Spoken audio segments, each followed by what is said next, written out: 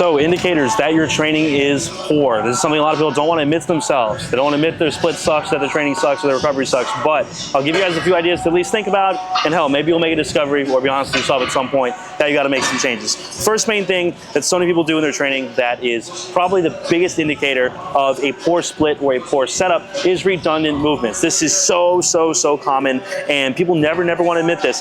But for example, if you're doing like a lat row or something and they put this baby handle on here, I don't know why, not a favorite option for me, but if you're doing a lat row that is neutral and tucked and geared more towards the lats that isn't using this ridiculous handle as an FYI, but if you're doing a narrow kind of pull here for the upper, the mid to upper lats here, you would not want to be doing something similar, the exact same thing on a machine. Why? You're setting it up on a cable already, you're already doing it. Same thing, multiple types of lat pull downs in the frontal plane. So you'll see certain people, they'll pull adduction here, pulling into their side in the frontal plane. You don't want to be doing that 5 different times on 5 different machines. And this is one of the biggest problems with influencer workouts is you'll see a whole ton of sets, way too many sets, 4 sets of each or something along those lines.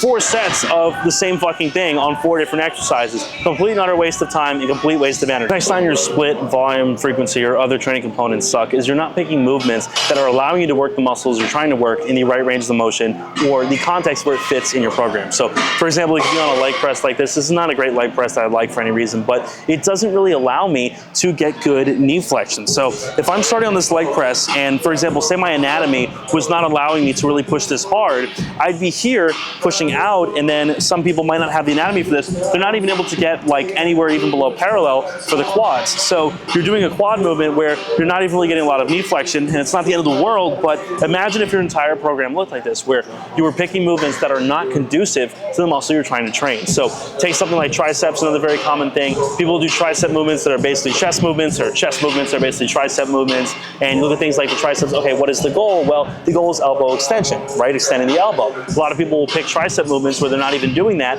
and they're doing more like flies or something like that, and that's more like a chest movement. So a lot of things people are missing are very simple programming things that can be fixed by knowing the actual action of the muscle you're trying to target. Like, what is the function? What is the purpose of the muscle you're trying to train? If you know the purpose of the muscle you're trying to train, you're more likely to train it correctly. So another very common problem, especially with like influencer workouts and influencer programs, is doing things that are just overtly catabolic, or things that are just literally overtly inefficient. One of the most common inefficiencies is putting cardio before intense weight training, or something like that that is just so obviously counterintuitive to what you're trying to do. So a lot of people will do like treadmill for 30 minutes or whatever else, and then they'll go hit a hypertrophy focused weight session. And if your goal is actually hypertrophy or putting on muscle, the most flawed thing you can do is come in with a winded and wiped out CNS, wiped out lungs, cardiovascular system's wiped out. You don't want to be doing that. So don't put your cardio first before doing things like that, or doing a bunch of excessive stretching for an hour or 75 minutes of stretching, whatever stupid shit people do.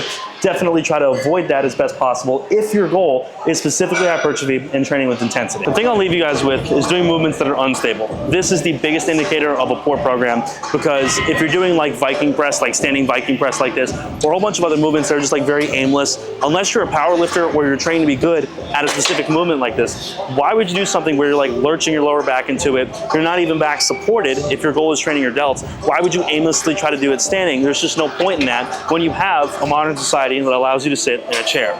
Simply not necessary. Any way you can actually make your movement more stable will allow you to train harder and not be limited by arbitrary things. So what frustrates people when they look at stuff like this, they'll say, oh, well, it's the same thing if I just go to failure. It's not, because you're being limited by more things. Like, there is no way that you doing this standing is going to be conducive to you doing more weight than if you had this exact same machine but did it seated. So try to keep that in mind, picking movements that are externally stabilized as best possible. Just like why hack squat, if you're comfortable on a hack squat, will always be better than barbell squat. It is non-negotiable that a good hack squat machine that is comfortable for you, aligns with your joints, and allows you to push it to failure is going to be better than a barbell squat. And people like get upset about that. It's like something that is deeply ingrained in our minds to try to let go of, is movements that are fun or popular or classic. Letting go of those movements to pick things that are better, that are not just aimless, is going to be very important long term for picking good programming. Remember guys, coaching down below. Drop a follow if you're new. See you guys soon.